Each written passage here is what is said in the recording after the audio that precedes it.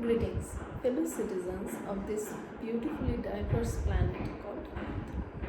Welcome to this celebration today, the celebration of our differences. Right at this moment, we are participating in this celebration from different corners of the planet.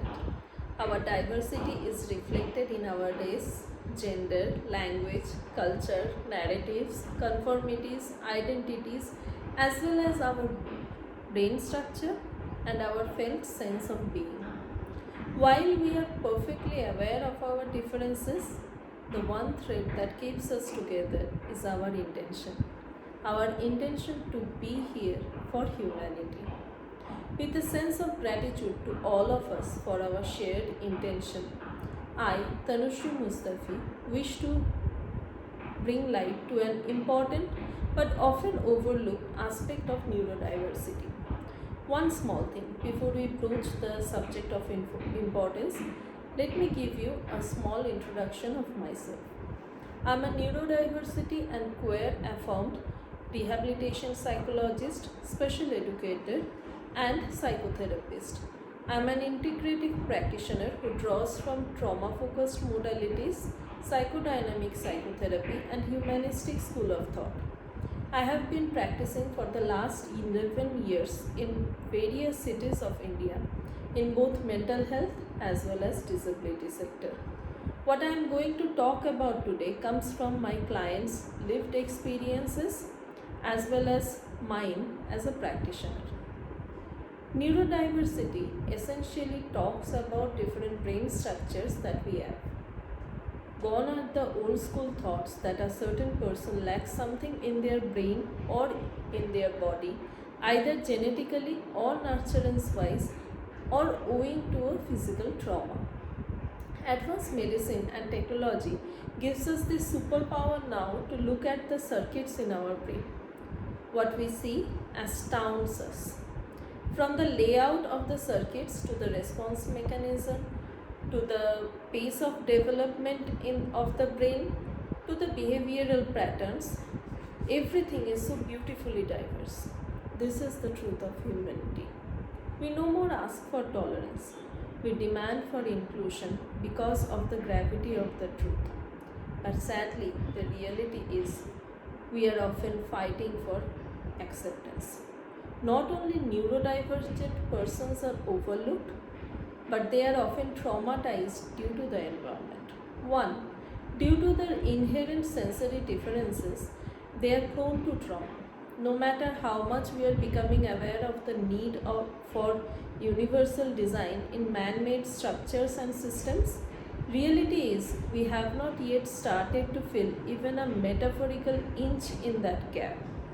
So to survive in a neurotypical world is an onslaught of sensory overload for a neurodivergent person.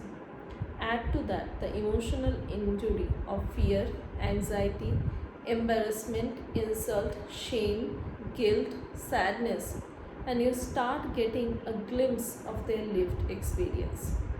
I am a neurotypical, so I have only witnessed this from the periphery. But only a neurodivergent person can understand the full weight of that burden. Our neurotypical social structure is simply not enough to provide as much support as is required. Meanwhile, the incessant sensory and emotional overload keeps a neurodivergent person always on alert mode without respite. In a crisis situation, our prefrontal cortex, that is the thinking part of the brain, gets disconnected and information integration is stalled. What follows immediately is a quick takeover by the oldest part of our brain, the reptilian brain, the brainstem, which pushes the limbic cortex, the emotion center of our brain, into a survival mode with choices between fight, flight, freeze, or fawn. This is where we start a response pattern that starts feeding a negative cycle. We need to remember that this state and response pattern of the nervous system is not only unique to neurodivergent person. It is for us neurotypical too. I will illustrate with an example. Take a child with ADHD on the inattentive spectrum, age say about 8 years. Parents brought the child for therapy because in school the child often hides under the table and twice has hit a classmate. Teacher wants to put the child in detention because this has become a safety issue now. Till now, it sounds about right, the teacher's decision, isn't it?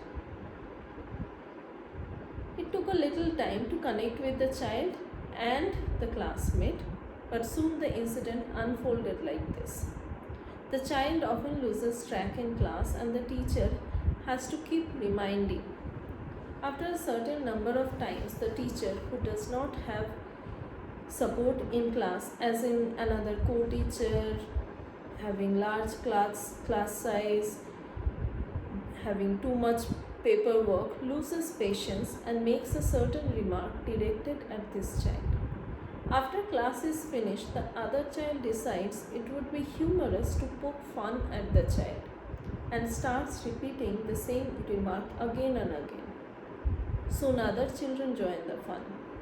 The first child feels cornered and does the first thing that comes to mind, hiding self under the table. Now children start poking under the table to bring the child out. It sounds a bit cruel, no? But remember, children don't understand that. Children respond to the situation as it is. So, before we move on, try to remember here we are working with children. Now, when these children were poking that first child under the table, at one point the child hits the first child with all his might. Look at what happened, how this child is put at wit's end and how the brain stem put this child into a fight or flight mode. Look at the system and how we look at the aggressor and not the provocateur, the nurturer of the system. I can point out 100 more systemic factors, but let's bring our focus back to this child. How do you think this child is perceiving the world? Nurturing or adverse? How do children respond to an adverse world? How much trauma is imprinting on this child's brain? Take a moment and just try to feel that. We are realizing very fast that a medical model or even a human rights model isn't enough. The true accommodation is a community endeavor. We need to look with a systemic lens to identify the gaps in the system and bridge them over, and a neurological lens to teach self-care. Only when we are able to bring love to us, then we pour in love to the world. Unless we feel the pain, we don't do anything to care about it. I urge you to go and see the world, a neurodivergent world. Listen to their stories, listen to their loved ones' narratives, and come back and tell me if that didn't move you. I'm a neurotypical. I didn't earn the right to tell you the stories, but I have listened to their stories over the years, and I'm telling you, this is that one story that is worth listening to you. So go on and start listening to the ones who are speaking the truth as they live them.